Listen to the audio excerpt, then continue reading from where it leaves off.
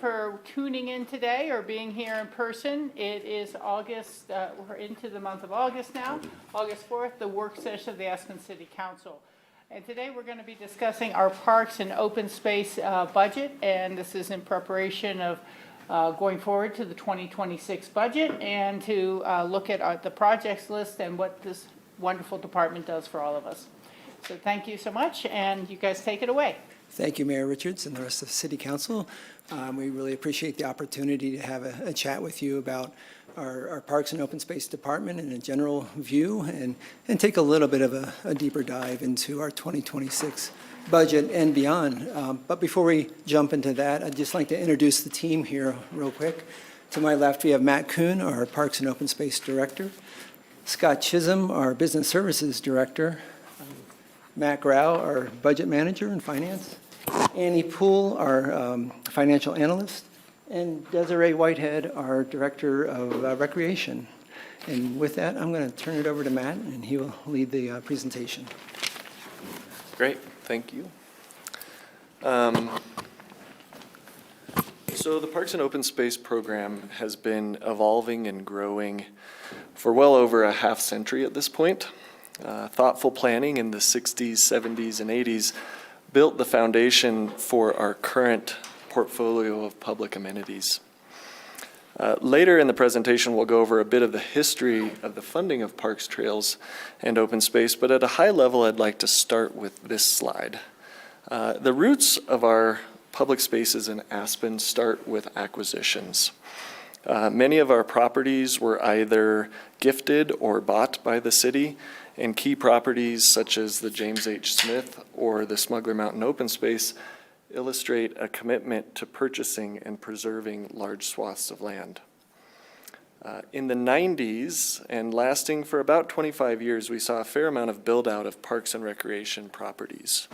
Scott Chisholm here on my left was integral to many of those projects coming to fruition. But we saw this massive build out that included the Aspen Rec Center, the Aspen the Aspen Golf Clubhouse and course improvements, the Rio Grande and John Denver Sanctuary, the ABC Trail and underpasses, Cemetery Lane east of Aspen, just to name a few. And so much of what stitches our community together was built during this time of development. For the last several years, we see ourselves entering a new phase, and within us kind of staff, we're referring to this as upkeep, maintenance, and strategic growth. We're really pivoting from this growth and development and key acquisitions into more of a maintenance and upkeep approach. So the next few slides have a fair amount of numbers, but I do want to just take a few moments to highlight and paint a picture of our properties, what we do, and really highlight a diverse portfolio of work. Within Aspen, we have 36 parks, a variety of green spaces and conservation easements comprise other aspects of our portfolio. All said and told, we're touching 146 properties in Aspen. That equals 922 acres. We're partners with AVLT and Pitkin County on a number of open space and park properties. When you layer those in, our acreage and our number of properties touched really increases significantly. For a small community, we're really lucky to have such a large number of parks. They offer a variety of experiences from quiet, contemplative John Denver Sanctuary to play fields like the Upper Lower Moore Ball Fields, Rotary and Island, Rio Grande and Wagner. We're currently working on a strategic plan for the department, and part of that exercise was to benchmark ourselves against National Recreation and Parks Association standards. And in doing that, we learned a lot about where we stand comparing ourselves to other small communities. As you can imagine, we're constrained by our mountain topography here, and developable land is limited and expensive. Parcels within the city are both small in size and high in cost, and this makes acquisition really tricky and limits our ability for growth. So while we have a relatively high percentage of parks per resident, we actually have a lower acreage per capita than benchmarked standards. So what that means for us is that we really need to be really aware of what we can and can't offer in the community. For example, we'd love to have more playing fields. We'd love to have maybe a pump track or a larger skate park or a dedicated dog park. There's trade-offs, and we're really constantly as staff looking to prioritize and balance the needs of the community with a relatively small portfolio in actual size. We do have a really great portfolio of trails, and this really harkens back to the 60s when early planning spelled out what a connected trail system looks like. Aspen was at the cutting edge of connectivity and multi-use trails 50 years ago. Today we have 33 miles of total trails, closely split between paved and unpaved trails. As many of you know, we are the operational arm of the Nordic Trail System for Pitkin County. That is a program where we have an IGA between the county and the city. We do all of the work for the trail systems from east of Aspen all the way to Emma, and the county then reimburses us. We also maintain most of our hard surface trails for commuting and multi-use throughout the winter. That's close to 10 miles of plowed trails in the community.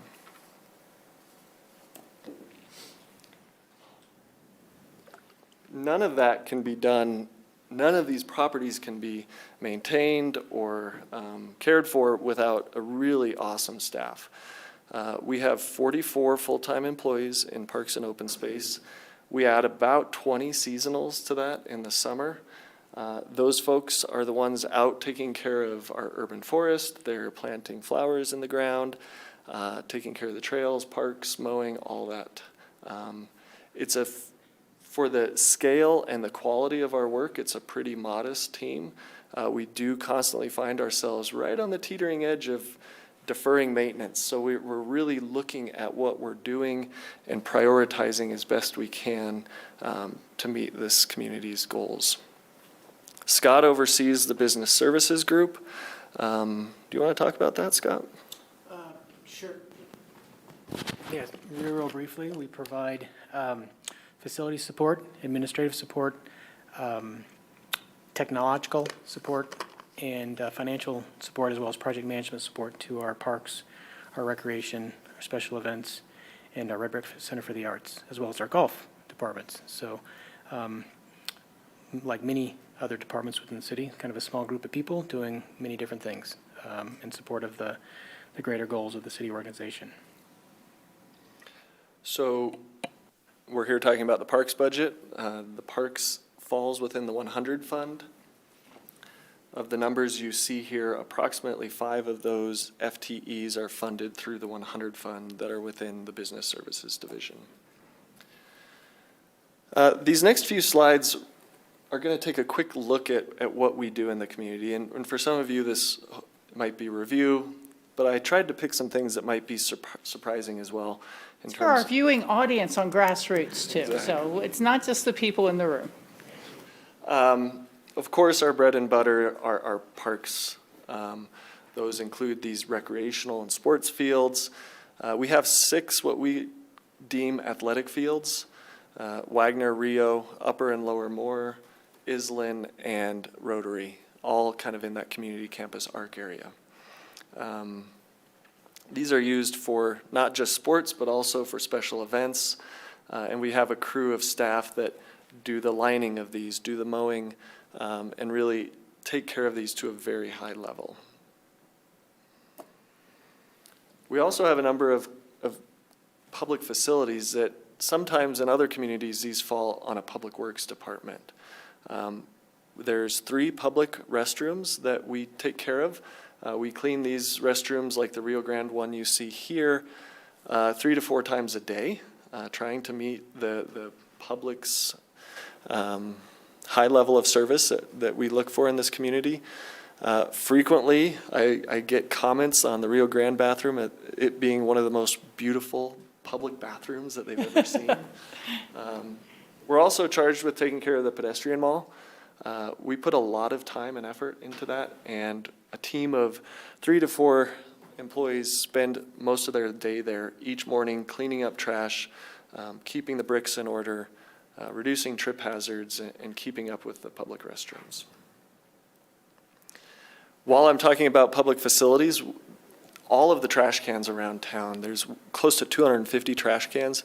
We service most of those daily throughout the summer. We back off on some of those frequencies in the winter, but our key core trash cans get serviced at least once a day, if not 2 to 3 times a day during busy summer weekends. Also, on the pedestrian mall, those are the roots and origins of our public benches. We get requests for bench donations probably weekly, without joking. People love our public bench memorial program. There's 230 public benches in town. For our viewing audience, we're no longer accepting public bench donations, and that's been for about the last 2 decades. But those benches, they have to be sanded and waxed periodically? Every year. Oiled. Most of them are sanded, re-oiled. Certain times when they start to get their weathering, we plane off a thin amount to try to keep them running. And then ultimately, when they reach their end of life, we do buy new ones and maintain the original engraving if we can. Thank you. Increasingly, we're involved in the public art program with our partners at the Red Brick Center for the Arts. This is a really actually fun and challenging development for our department. You think that placing 2 cloud sculptures in Pepke Park is relatively simple. I think across myself and Steve Barr and Sarah Roy and others, we spent dozens of hours working on that and getting that into the community. It's really exciting, but it just highlights the emerging nature of our work in our department. In a ski town, I'd be remiss to not bring up our winter maintenance. And this is partly one of the reasons why we have a large number of full-time employees, is we maintain a tremendous amount of resources for safe and accessible routes in town. This image on the right shows our crews maintaining crosswalks in the downtown core. That's one of our key requests from City Council and the community, is to make sure those are as safe as possible. That includes everything from the ADA ramp through the street and off to the other side. And the map illustrates all of our various routes where we send various equipment out each morning, stretching from the ABC to the east of Aspen. Generally, we're taking care of trails and any sidewalk that's in front of a public building or a public park. I was just going to add that it's obvious that snow removal is a big part of that, but what's not obvious is, and probably more difficult, is the ongoing maintenance on warmer days, sunny days, when we're challenged by fighting the ice and keeping those trails and sidewalks safe for the public. Yeah, I believe that. In the summer, we employ 4 rangers. They're on 7 days a week, generally during daylight hours. We keep 1 ranger on year-round in the winter. Our rangers increasingly are spending time working on trail etiquette, managing speeds across our trail system, trying to ensure a safe park and trail set of amenities within the community. Increasingly, natural resources is a program that we're spending more of the Parks Fund and more staff time towards. We have been managing and continue to manage all of our noxious weeds in our public spaces. The image on the left shows David Kuhn, our former city forester, teaching a little tailgate session on weed identification. But beyond those traditional natural resource demands, we're seeing emerging trends where we're investing staff time and the Parks Fund. We're really, for about 5 years now, we've been leading an effort looking at the Doug fir beetle on Shadow Mountain and on Ute, and you can see it out the windows here on the flanks of Smuggler. We're looking to be a leader in management of our forest immediately surrounding Aspen on properties that are a mishmash of county, city, Aspen Skiing Company, AVLT, private landowners, a variety. So we're really trying to lead that. We just received a draft Shadow Mountain Forest Management Plan that looks at managing Doug fir beetle up that entire corridor from the Pride of Aspen all the way up onto ski company land. And starting in 2024, we hired a wildlife coordinator to help address emerging trends with moose in the community, as was just brought up. We have wolves that have been introduced in Pitkin County, and our wildlife coordinator is really spending a lot of time to ensure that not just bears are supported and addressed in the community, but that all wildlife is recognized as having this influence and interaction with the community. We manage over 13,000 publicly owned trees throughout town. There's a crew of 3 in the summer that are out pruning, taking care of tree grates in the downtown core, working on ensuring that stop signs have good sight lines in the west end. They do a variety of work just to make sure that our trees and urban forest is a really great resource. As you all know, an urban forest is really key to keeping our town cool. It adds resiliency, shade, stores carbon. There's so many benefits to the urban forest, and this is a program that's, I think, really important to the community. We've been at Tree City USA for over 30 years now, I think. And you may not know that we have on-call staff. We have 2 employees in the Parks Department that are on call 24/7, 365 days a year to respond to all kinds of issues that come up in our public spaces. The example you see here is one of our great employees, Chad Cornish. There was a deluge about this time of year, and the Red Brick Center for the Arts roof drain clogged, and he's up there with an irrigation pump assisting the fire department getting that public facility back up and running without flooding happening in the building. Frequently in the spring, we're dealing with things like ditches overflowing, and so dispatch, when someone calls dispatch, that will then get transferred to our on-call staff. So that's just a real quick overview of some of the traditional and non-traditional things that our department does.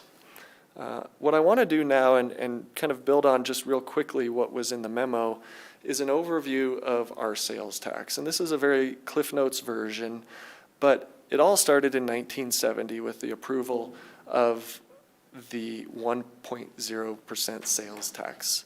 This was overwhelmingly supported by 76% of voters. And this 1970 sales tax really was focused on acquisitions of real property for open space, and it allowed us to expend funds to protect such property, so really to care for it. In 1990, that sales tax was changed a little bit, and it was limited to the 6 penny, and that honed in what the sales tax was to be used for, and it was really to clarify that it was for the acquisition of parks, trails, and open space, real property, for the construction of improvements on any real property.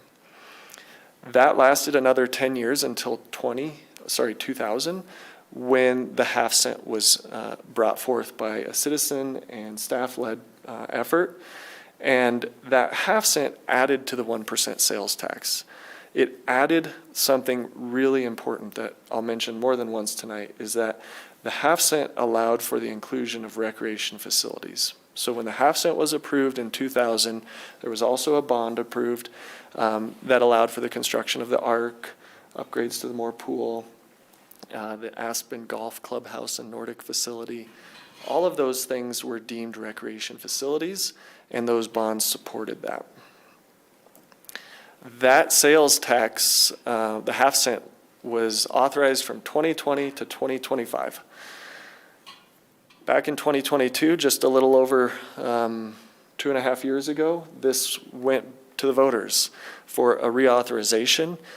It was overwhelmingly approved, as all parks and open space taxes thankfully have been, by 73% of voters approving the reauthorization of the half cent in perpetuity. And this is really important because we needed these funds to really focus on the maintenance of those recreation facilities that were constructed via those bonds. So starting in 2023, we transitioned the funding of recreation facilities from the general fund to the Parks Fund. And I'll dive into that a little bit more, but this is one of the results of the reauthorization. Tonight, we're a little bit ahead of the normal budget presentation timeline. So we're going to be speaking about our budget in fairly general terms, in kind of broad strokes and themes. And when Matt Grau's up here in a few weeks, we'll be spending more time in greater detail on some of the numbers. But I have numbers, but I also have a lot of kind of general themes ahead of us here. I like to think of our expenditure side of the budget in three general buckets. Capital, we're very clearly a capital-focused department. The things we do in our public spaces, whether it's acquisitions, construction of a new playground, maintenance of a recreation facility like the Arc, those are all really big ticket items, and that falls into that capital portfolio. It's quite variable how much we spend on capital. It can range from less than $5 million to well over $12 million. Last year, close to $20 million. And what was last year, just so, was the Maroon Creek Trail? Last year had the Maroon Creek Trail, had the new Island tennis pickleball facilities, had a big project at Cozy Point Ranch. Total budget authority was somewhere around 22 to 23 million. We didn't actually spend that much. I think our total spend was around 19 million. No, thank you, I just, for the, Yeah, and that was an exceptional year. Never in our 20 years of tenure here were we ever close to that amount in one year. We did a lot last year for sure. Operations, kind of our bread and butter to keep this town's portfolio of parks, open spaces, and trails running. Costs about 50% of our annual expenditure budget. It's 2026, it's estimated to be close to $9 million in base operations. Just like everything else in this community, it's fairly expensive for us to operate here. We pay all our own water bills, we pay for electricity to the utilities department, all those things tend to add up for us. We also have overhead, and that's the third bucket within our expenditures. That supports IT department helping us, it supports the general fund and the city in general, and that's about 4.2 million in expenditures of our budget.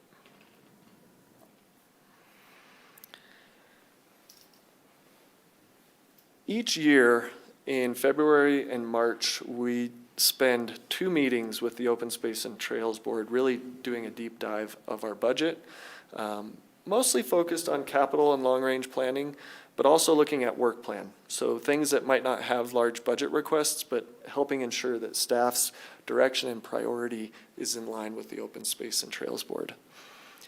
This year, we kind of set up 3 main goals or tenets for us as we approach this year's budget.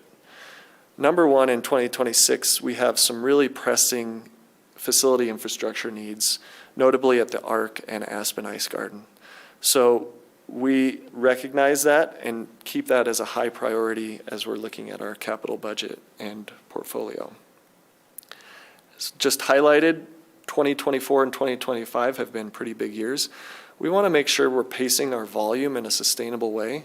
We don't want to impact the community too much. We want to keep our staff in a good place, allow them to also manage their teams and not just capital projects. So really, we're trying to get our capital portfolio kind of at the right level. And also, even in 2026, we need to start planning for a softening and a decrease in revenue associated with the airport closure in 2027. Because we are so dependent on sales tax, so much of our budget is based on sales tax, that potential softening that we're forecasting is going to have a pretty significant effect on what we can do in the next 5 years. When we broaden this kind of approach and kind of big picture value discussion for the 5-year range, we want to add in a few more things. We have an in-house construction crew, and we have in-house landscape architects and construction managers. They are really talented and great at what they do, and when they can construct a project themselves, and a most recent example is DeLinzic Gardens that was completely built in-house, we see that we get really great quality at a fraction of the price of what we pay for contracted services, especially in that civil side of things. As we're looking in the 5-year outlook, we're really trying to ensure that our capital plan aligns with that team's ability to design and construct those projects. And Matt, if I can, I just wanted to add that we take a similar approach with the facilities team, Scott's facilities team and business services for maintenance of of the ARC, the ice garden, the red brick and whatnot, because we see obviously much greater value there and also a much higher level of quality in that work that's completed in those facilities. And probably ultimately most important is an ability to respond to things immediately as they arise and keep those facilities open. So. And I think it applies in general to our whole team. The knowledge that our team possesses about the best way to mow a field or to take care of a trail, it's knowledge that takes many years to develop. And so some communities you see contracted services to mow their fields or to stripe. In this community, we don't have that resource. It's kind of a limited pool, and we'd be competing against kind of residential landscaping, so it can apply just beyond that portfolio as well. We're also realizing that our infrastructure as it ages is increasingly costly to maintain. Things like roof replacements frequently push into the 7-digit range. A remodel of our Parks campus, a relatively modest remodel, is near $5 million. When we start to envision what it would take to remodel the Aspen Ice Garden, which is 27,000 square feet, even modest work like a new roof or a new HVAC system becomes quite expensive, especially in our markets here. If you recall, back in May, we had a work session regarding Willoughby Park and Lift 1 Lodge. It's really important for us to recognize that we're tied to a couple very large externally driven projects.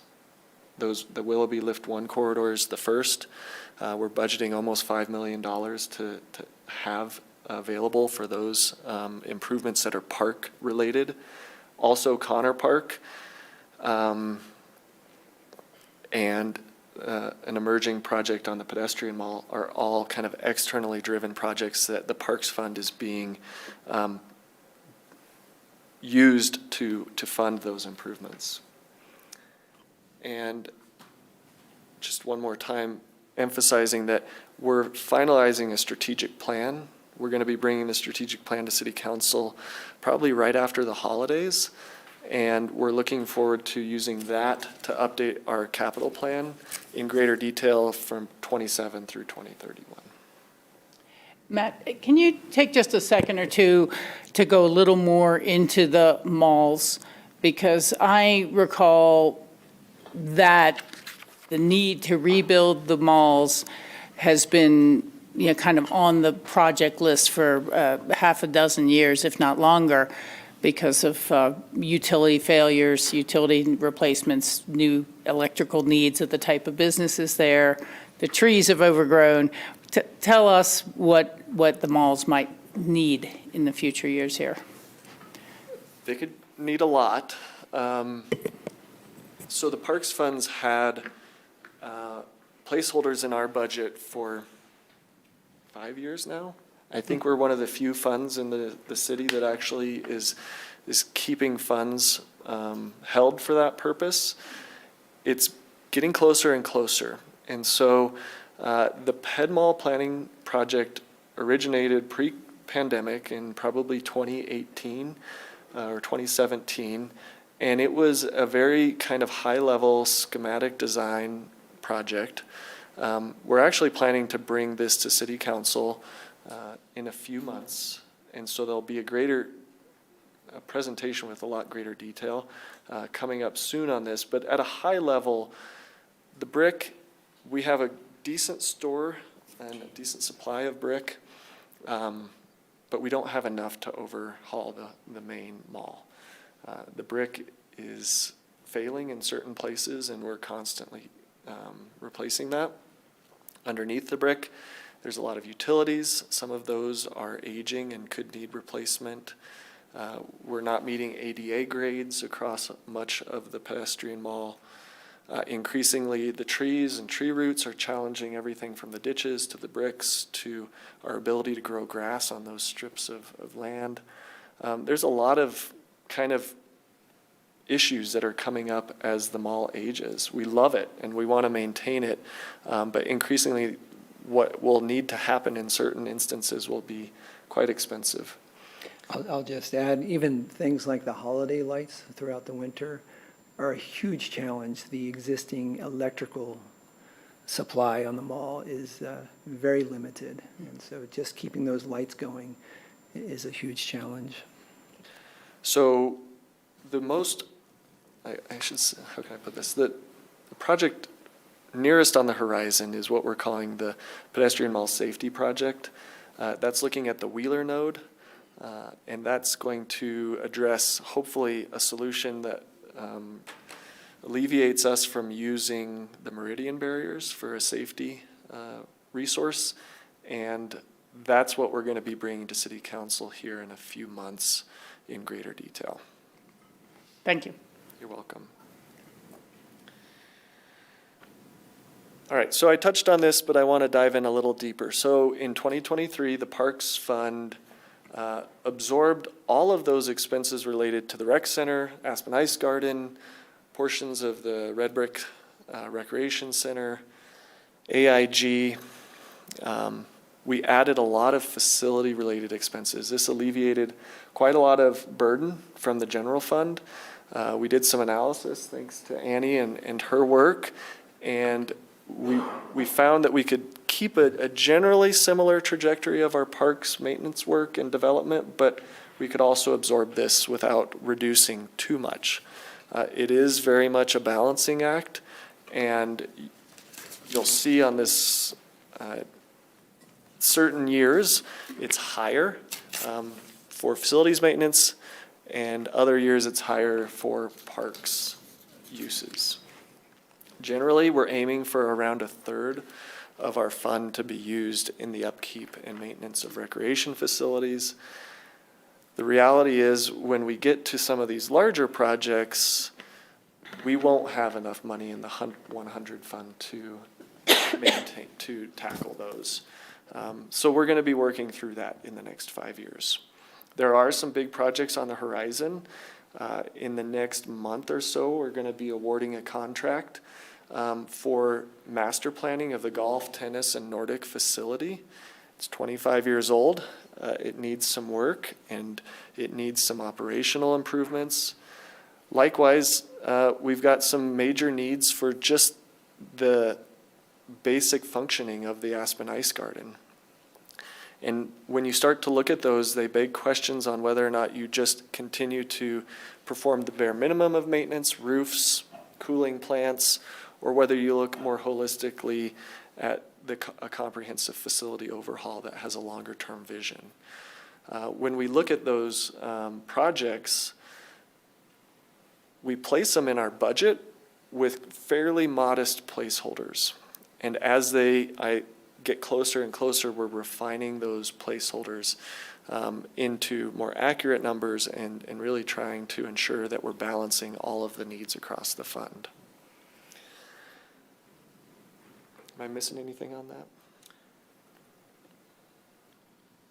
We'll also be planning to come in front of council to have a specific dialogue here, probably within a few months, to talk about our recreation facilities master planning that's directly speaking to the Aspen Recreation Center, what happens there for the next 30 years, as well as the Aspen Ice Garden. think they're big questions, for sure. Thank you.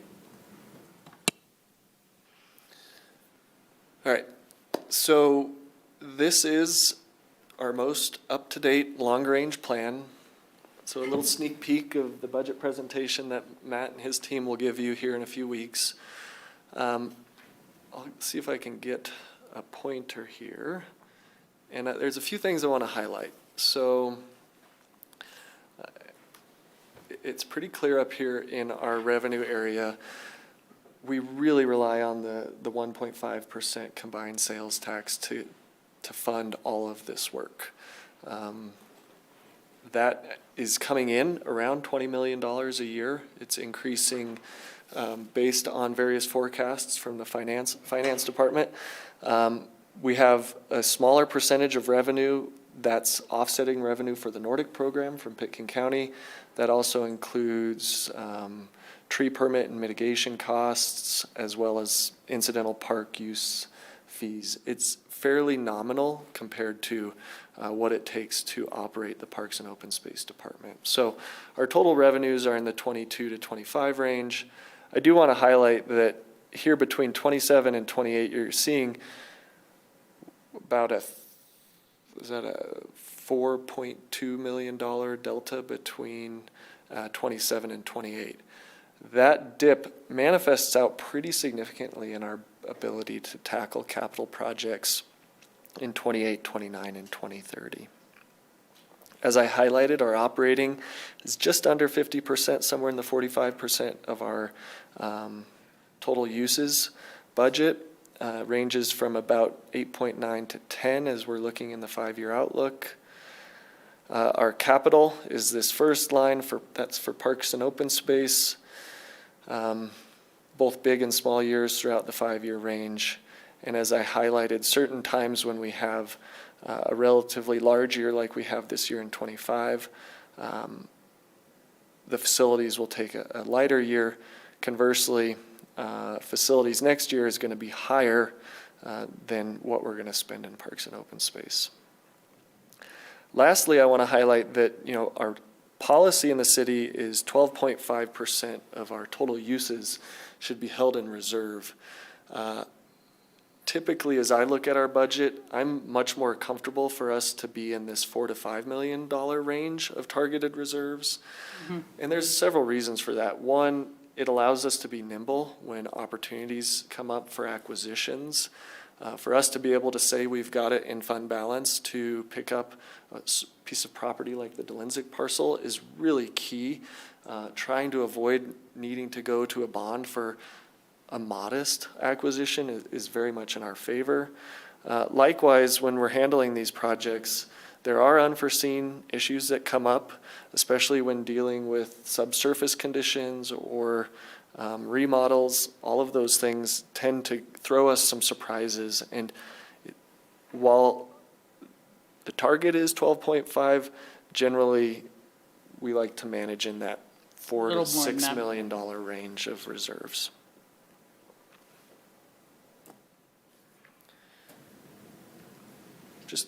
I know I mentioned this, but for the sake of clarity, the big commitments, they're kind of lining up for us, kind of like a perfect storm of a softening sales tax. Right after that, these needs for funds. So that means that in 28, 29, and 30, we have a fairly light portfolio of capital projects, and certain projects that we'd actually had a little closer up in our long-range plan. When budget books are printed and delivered, you'll see that some of those things got pushed out because of these big project commitments at Willoughby Park, on the pedestrian mall, and at Connor Park.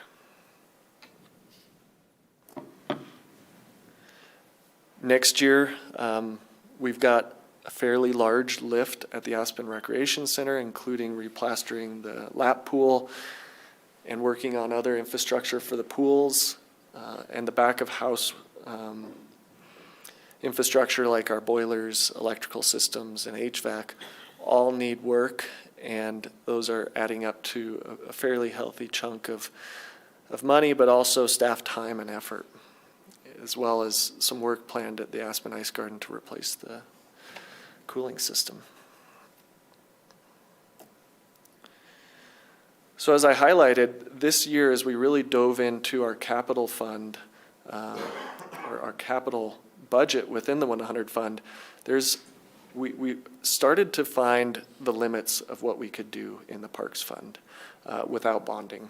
And things like a large commitment and support to the ABC and Brush Creek project. That's the Twin Bridge project that we've been working on with Pickens County for 3 years now. We pushed that way out in order to keep our fund balance healthy. And we're not actually having any funds placed in 2026 at this point. While the county might be funding that, we're not sure yet. We're not able to match based on our existing budget.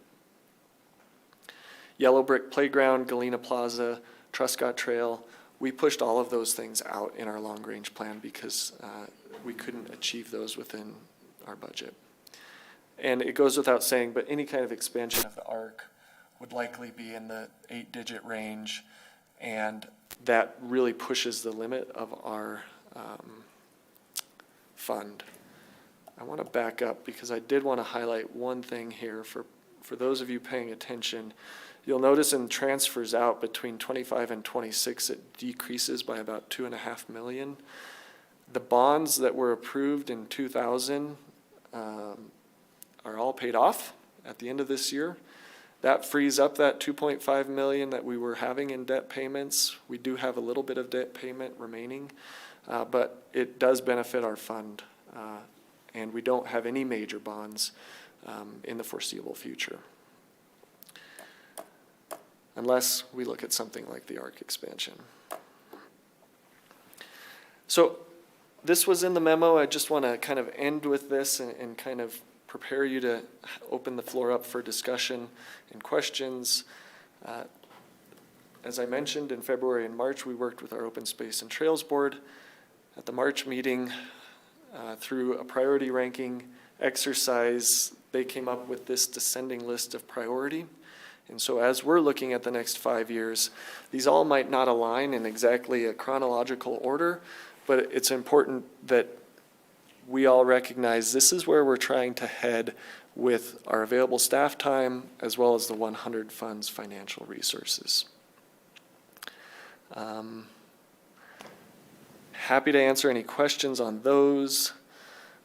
Go back to any slide that you want me to touch on. Answer questions. I've got draft copies of our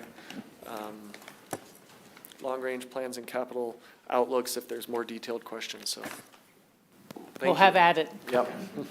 Well, thank you very much for the presentation and kind of unveiling a few things that we think maybe streets does that and public works, but no, you empty all the trash cans. So thank you for that. And board members, I'll turn it over to anybody who'd like to start. I think John had your hand up, or no? Not yet. Not yet, Bill? Sure.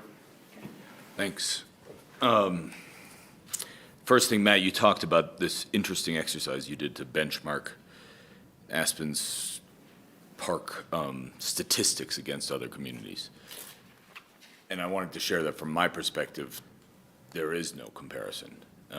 What we have and what you do and how you operate it is without comparison. We're so fortunate. It's easy to take for granted these facilities, these opportunities that we have here. And we shouldn't. We should remind ourselves, and that's why I'm saying this, of how good we have it and how great of a job you guys do. So it's Thanks. deeply appreciated, and it's not lost on me how amazing Aspen is in that regard, regardless of some statistic that says we have less acreage than others. One thing that stuck out to me was your planning around the airport closure. And you may be thinking this way, you may not be, but I don't know how much certainty I have that it's happening in 2027. I don't know how much certainty anyone has that it's happening that year. I think we have certainty that it's going to happen, but I wouldn't sort of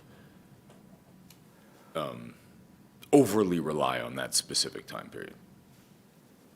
And I also wouldn't, I don't know that you are doing this, but I wouldn't use that as a specific reason to do certain projects. like, I wouldn't say because the airport is closed and town's going to be quieter, we're gonna take the ARC offline, for example, for X number of months. I think we need to be really careful about things like that, because that period of time, we may have higher utilization of certain parks and open space amenities, not lower. So just please keep that in mind.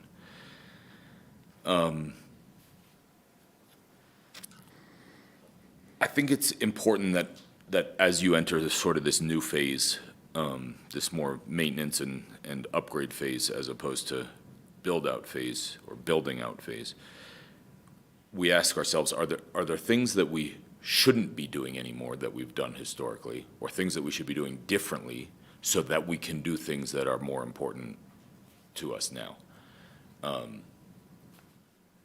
I don't have the answer for all of those things that should be brainstormed, but one that comes to mind is Cozy Point Ranch. Like, I don't know that that's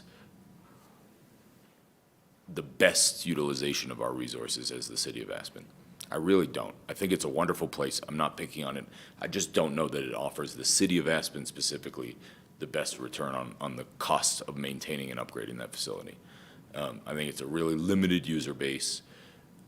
I think it's very expensive to maintain. I think it's not contiguous with the city boundaries.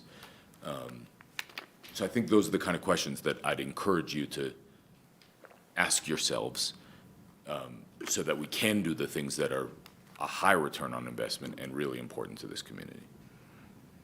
Because as you said, we can't do everything, right?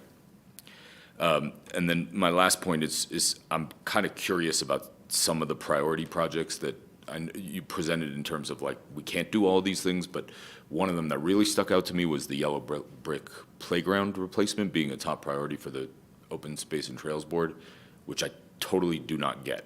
And I'm a pretty heavy user of that park with my kids, so I just don't think that it's like maybe I'm missing something, but I think it's great, and I think it's in pretty good condition, and I don't see like some dire need to replace that park of all things that you guys oversee. That was not one that would have made my top 10 list, so just sort of like curious about some of those things, and maybe wanted to poke a few holes at some of those things, saying I'm not sure that we've got that totally dialed. Mm-hmm. Happy to reply on some of those. Sure. Yeah, go ahead. We're constantly asking ourselves, what are we doing? What should we not do? A prime example is for the next 4 months, we're trying out using a cleaning service in our restrooms to free up our staff to do other stuff that we think is more important. Cozy Point Ranch is something we're talking about, and very cognizant of what money we're spending there, and really making sure it's focused on things that improve the environment and things that are really community-faced. We're really excited. We're going to be having an archery range grand opening in a couple weeks that you all will be invited to. So we're really focusing on how these things impact the community. In terms of the yellow brick playground, I'm glad you see it as perfectly adequate. That means we're doing our job pretty well. But there's also a number of things that we're seeing that are early indicators that that park is nearing its end of life. The rope climbing structure is starting to see a lot of wear. The main structure itself has this plastic coating that has kind of a specific lifetime, and it's not something we can just strip it off and re-plastic coat it. Generally, we're planning for playground replacements in the 25-year range. That's pretty industry standard. That one will be at 25 years pretty soon. Our playgrounds, we have 12 in the community. They're loved by every single neighbor, whether you live on the opposite side of town or not. The yellow brick specifically is our most regional playground. It's where I think we have the most congregation of locals and young kids and old kids. And after upgrading Heron Park, soon Wagner Park, that's the next one as a high priority. So it was actually, 25 years was earlier in the LRP than it is getting pushed out. So that's maybe why I'm highlighting it, is we're pushing it out a little bit further. We do have several certified playground safety inspectors. It's an industry accreditation to manage playgrounds, and there are certain things that we do need to keep aware of that might seem totally okay from a user perspective, but we need to upgrade and get to better standards, so. And in terms of your advice on the tax timing, we're in lockstep with that. In fact, I think we moved it from 26 to 27 heading into this year's budget. It doesn't really matter where it lands in the 5-year portfolio, it's gonna ding us, and it's gonna have a challenge to what we're able to do. So yes, we are constantly kind of negotiating the uncertainty with what we need to do and what we can do. So really appreciate your feedback. Yeah, thank you guys. Okay, who else is ready to? John, go ahead. I wanted to echo Bill's comments. I think parks are a huge reason why people live here in Aspen. We get outdoors and they see a lot of heavy use. And I would like to actually give you a shout out. Your emergency staff I've had experience with, and they show up very quickly when there's an issue. And I also, thanks for the remarks on the mall. I was wondering why the grass wasn't growing, but that makes perfect sense. Thank you, Keep up John. the good work, thanks. Thanks, John. Here we go, over here. I'll go ahead. Also want to echo Bill's comments. I spend a lot of time in the parks and trails here and when traveling, and there is really nothing that compares. We're really grateful for everything that you do. I just have a few questions, out of curiosity mostly. You mentioned acquisitions in the beginning. Are there any looming acquisitions or critical acquisitions that you're still eyeing for the future? Absolutely. Yep, there is a donut hole up on Smuggler. That's a really important one for us to keep our eyes on. There's acquisitions around. We generally don't like to talk about all of them in a public setting. There are acquisitions we're working on right now. So acquisitions are increasingly becoming very expensive, and the properties that are really valuable to us and to the community are going to have a big number behind them. And so it's something we're really keenly aware of. We acquired Delensic Gardens almost as a gift. You know, I think total cost was $2.5 million in 2015. And even at a gift level of sale, today that's going to be $5 or $6 million for us to contemplate, a really important acquisition for the community. So I think it's something we very much keep on the horizon for us. And I'll just include that when we talk about acquisitions, the not low-hanging fruit, but the obvious is big land acquisitions, but it also takes on the form of conservation easements and trail easements where, we do have missing gaps in trails, both summer and winter, that we may, need to fund some of those acquisitions along the way. Okay, thanks. And then pump track was briefly mentioned. I wasn't on council when this came up last fall, but what happened to that proposal? So the Merle project, Yeah. Merle Skills Trail, ultimately it was placed in the 2025's budget. Council decided to remove it from the budget and not fund it. Our sales tax questions have been resoundingly supported. That one was a razor-thin margin. Depending upon who you talk to in the community, they were very for it or very against it. Ultimately, the council last year decided not to fund it. So that project is tabled at this point. Okay.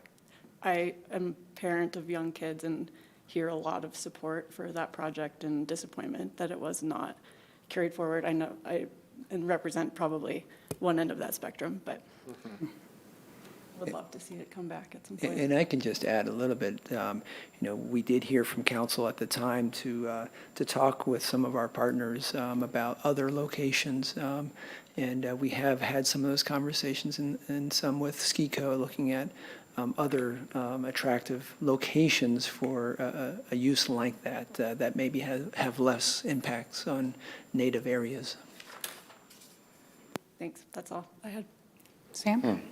Well, I'll start by echoing everyone else and saying, we don't take for granted, or hopefully we don't take for granted, the parks and open space here.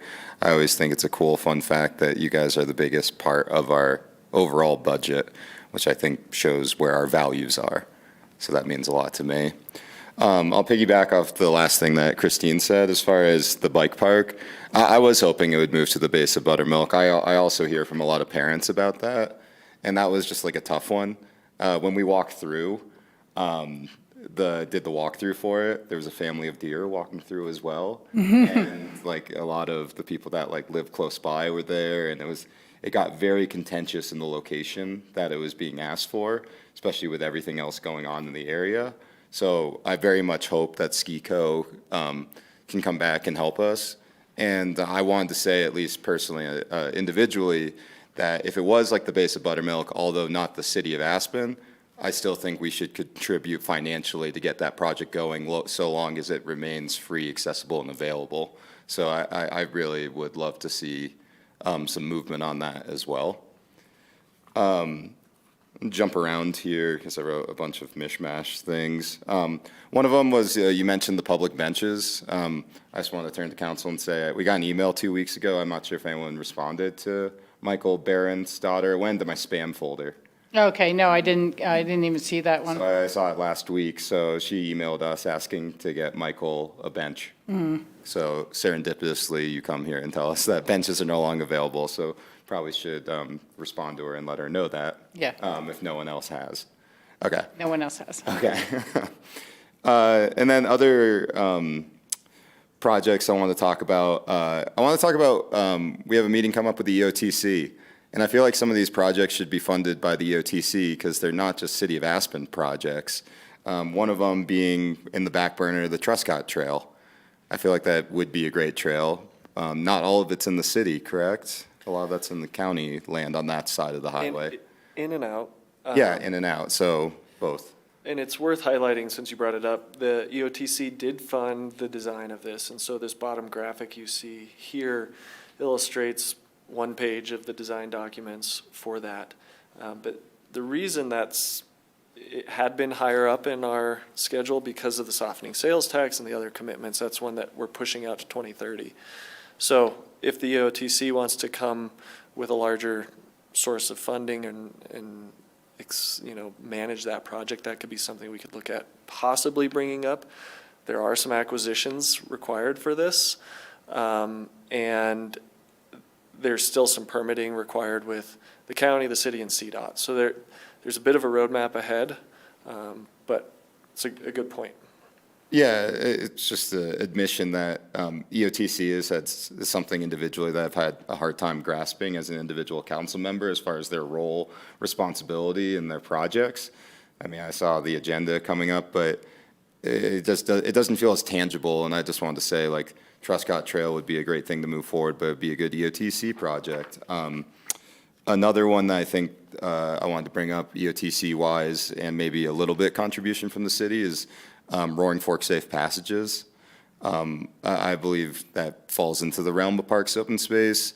I know they want help with design for a wildlife crossing near the airport, not city land, but still very much affects the city of Aspen. So I would also turn to council members and say I spoke to Cecily, and I think she has desire to present to us about that project, maybe a monetary request, maybe just awareness. I also said I feel like that should be an EOTC thing because that very much is the city, county, and Snowmass Village. But that's something that I would love to maybe have a work session on if there's interest, but we don't need to decide that now. It's a little tangential. No, I appreciate that. I think that the important thing to really realize is that what the EOTC can or can't do is controlled by the ballot language. And way back in the day, before they'd even replaced the Maroon Creek Bridge, and that was the two-lane old railroad bridge, we bought and installed a bicycle side bridge, but we were not allowed to use the EOTC money for that because it was not roads and transportation. So there may be a desire, but it's whether it fits within that rubric and whether we as a group end up using a lot of that for continuing the fare-free bus experiment or multiple other things. So there's a lot of demands on those dollars going forward too. Yeah. Well, it'd be good to But I just- would like to see us have more purpose, and I hope to bring that up as a discussion during our EOTC meeting, more clarity of projects and purpose. Yeah, and seeing what we can and cannot do and doing Right. a little triage ourselves of the projects that we have in front of us. Yeah. I think it would give us a lot more purpose than what's been, at least in my experience. Yeah, so exciting. And the last one that's pseudo EOTC related, but I wanted to ask was the Twin Bridge project. I vaguely recall, I feel like the county commissioners were not supportive of that. But like maybe that wasn't a certainty, but it's still on the docket. I remember personally when I was like listening to them that they were there was a lot of opposition to, especially to the bridge from the park and ride across to the Rio Grande Trail. And I know it's still on your list, but is that one that you're just going to keep around? And do you know much more about it? Sorry. It's ongoing. Yeah. So the county is currently contracted. The commissioners asked to analyze the ability to attach a bridge structure, a trail structure along Highway 82 through Shale Bluffs. That was analyzed and it was deemed infeasible, and that went in front of the commissioners in June, early June. At that meeting, the county is continuing to move through some I would call it deeper feasibility. There has not been a go, no-go decision from the commissioners at this point. There is some support and there's some disagreement to that. So where we're at right now is the city and the county are still partners 50-50 on this deeper feasibility study with some findings and probably looking for a go, no-go sometime in the next 6 months is my guess. Okay. So We more continue clarity. to, yeah. And there has been, since the site visit last year with the former council, there's been some refinements to the ABC Bridge location. It's a little farther up valley, and that doesn't land so close to the springs, if you recall where that was. So it's moving slowly. Okay, that's understood. Two more items and then one more thing. I always mention, I don't know if it fell under any of these buckets, was indoor tennis / maybe pickleball. I still think that would be a nice community asset, especially in the wintertime, to have some alternative. I know that was supposed to be part of like maybe a greater golf plan over there. Yeah, I can speak to that. As Scott mentioned earlier, we're in the process of selecting a vendor for that planning effort. And so Oh. that is included in that golf campus tennis Nordic master plan. That's exciting. Thank you. I'm very happy to hear that. I'd be remiss to not mention from all the guys I play hockey with about how there's not a bathroom in every single locker room at the Ice Garden. I'm not sure what you can do about that, but I'm going to tell them I tried. So I'll mention that to you. And then the last thing I just wanted to bring up, because you put emphasis on it, was the sales tax. I feel like there's been some discourse recently about sales tax, but open space is 5 times that of the school, and trying to pit these entities against each other. I appreciate what you guys do with the money that you have, and I know you're good stewards of it, and I know the community appreciates it. So I personally hope that we're not going after your sales tax. I mean, it's a great discussion to take into a deeper dive into sales tax in general and our usage everywhere. But thank you for coming here and presenting how important the sales tax is to the ongoing efforts that you guys are doing. Thanks. Thank you. Thank you very much. Did anybody else have anything else that popped up or anything? Great. You know, everybody has brought up really good points, and I agree with the sentiment. I think we all appreciate our parks tremendously, and whenever you talk to a visitor here, they're pretty happy or stoked with what they find as kind of a surprise around the corner. And I've been seeing a lot of people down at the Rio Grande swimming in the river and playing on the rocks and having a great time, or asking where is the John Denver Sanctuary. So I always really appreciate that. The one thing I have heard from others, other than Ruth, is that we really need a dog park somewhere. And I live over in the Hunter Creek area, and they're just finally building one of the last lots at Fox Crossing. But everybody was using that lot as a dog park. And the number of people, you know, there's nothing remotely near the Centennial, Hunter Creek, that whole complex where you really can walk a dog and or let a dog off leash. So that is the one comment I've heard from a lot of people of a priority we should be looking at. I wanted to go backwards for a half second on the history as you put it out there, Matt. I was actually the mayor when we proposed the half penny, and I proposed it, not a citizen. It was a very complex time, but the Francis Whitaker Park was known as Bass Park, and it was privately owned by the Bass family. The owner had passed away, and his family just wanted to sell it. And so, of course, the community wanted to keep Bass Park, and we didn't have any money in the open space fund at all to be able to do that. And there was a real community debate about whether it should be housing, and downtown, in town, should have been bought for housing, you know, live, work, where you know, things like that. And I proposed that we have a half penny of sales tax and be able to move forward with that project, as well as the Smuggler Mountain was looming at that time. And we were able to use the half penny to match the county 50-50 in the acquisition of that property. We would have another Red Mountain right over there if that had not been acquired. So I was happy to see it approved by the public in perpetuity.